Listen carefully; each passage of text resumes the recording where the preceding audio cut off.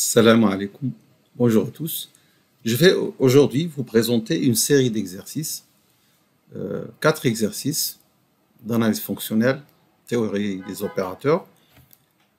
Alors, ces exercices, je les ai posés dans les séries de travaux dirigés lorsque j'enseignais le module d'analyse fonctionnelle, et il y a certains qui ont été posés dans des examens. Bon, alors je vous donne les énoncés. Voici l'énoncé numéro 1. Alors, dans l'espace L2, des suites de carrés sommables, espace que nous avons étudié plusieurs fois, pour revenir sur les cours que j'ai fait dernièrement d'ailleurs.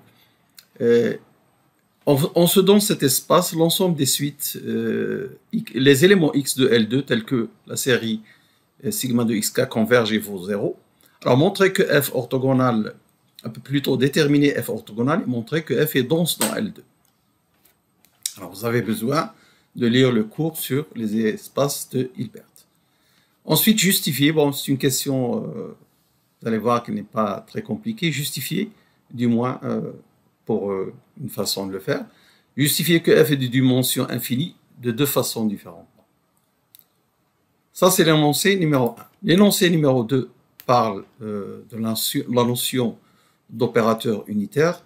La définition que nous avons donnée dans le dernier cours sur les opérateurs, c'est ça. Et on vous demande de montrer que cette définition est équivalente aux deux propriétés 2 et 3 que vous voyez sur l'écran. Voilà, donc cet exercice aussi.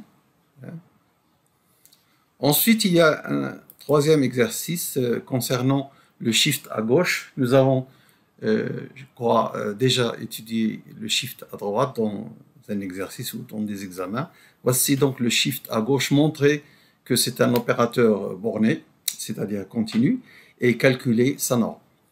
Ensuite, déterminer son adjoint et vérifier si elle est normale ou unitaire en suivant les définitions que nous avons vues dans la dernière vidéo sur le cours des opérateurs. Ensuite, voilà un exercice que j'ai donné dans un examen énoncé de l'analyse, l'examen de la session ordinaire 2016, licence mathématiques. Alors, ça concerne l'opérateur diagonal. Les opérateurs diagonaux sont des opérateurs de ce type-là. Donc, vous avez une suite alpha k fixée. Et à partir de cette suite, on fabrique une image S de x. D'abord, montrer que c'est bien un élément de L2. Et pour qu'on puisse définir l'opérateur S de L2 vers L2, il faut bien vérifier que c'est un élément de L2. Alpha est une suite bornée dans C. Donc, c'est une suite dans L l'infini. Montrer que si on définit S de cette manière, pour un X dans L2, nous avons un élément de L2 et par conséquent, cela définit un opérateur de L2 vers L2. Alors, on vous dit qu'il est linéaire, vous allez montrer qu'il est borné et que sa norme vaut petit a. Petit a, c'est quoi? C'est le sup de module de alpha k lorsque k varie dans n étoile. Les alpha k sont des complexes. Déterminer ensuite l'adjoint S étoile et dire si S est un opérateur normal. Ensuite, quatrième question, donner une condition nécessaire et suffisante sur la suite alpha donnée au départ pour que S soit injectif. Et on suppose dans la cinquième question cette condition, donc l'inf de alpha k en module est égal à un certain B strictement positif, montré alors que S est un isomorphisme de L2 sur L2. Isomorphisme, ça veut dire S bijectif, S et S-1 sont continus. Alors, dernière question que j'ai donnée dans cet exercice de l'examen de 2016, c'est donner une condition sur alpha pour que S soit unitaire. Ensuite, dans les travaux dirigés que j'ai fait après, j'ai ajouté cette question concernant l'opérateur de rang fini. Alors, je rappelle qu'un opérateur de rang fini, c'est un opérateur tel que son image est de dimension infinie. Donc, montrer que S on suppose que limite de alpha k égale 0. Montrer que cet opérateur S est limite dans L2, dans L de L2, c'est-à-dire l'espace des applications linéaires de L2 vers L2 continue. Montrer que S est limite d'une suite d'opérateurs de rang fini. Opérateur de rang fini.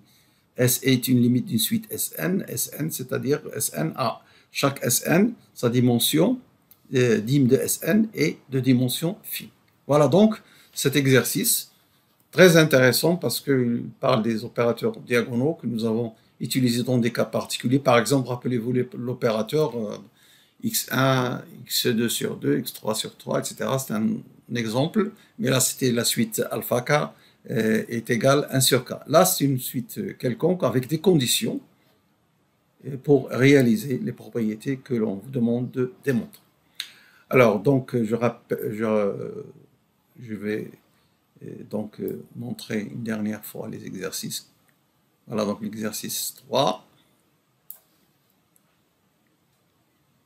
l'exercice 2 et l'exercice 1.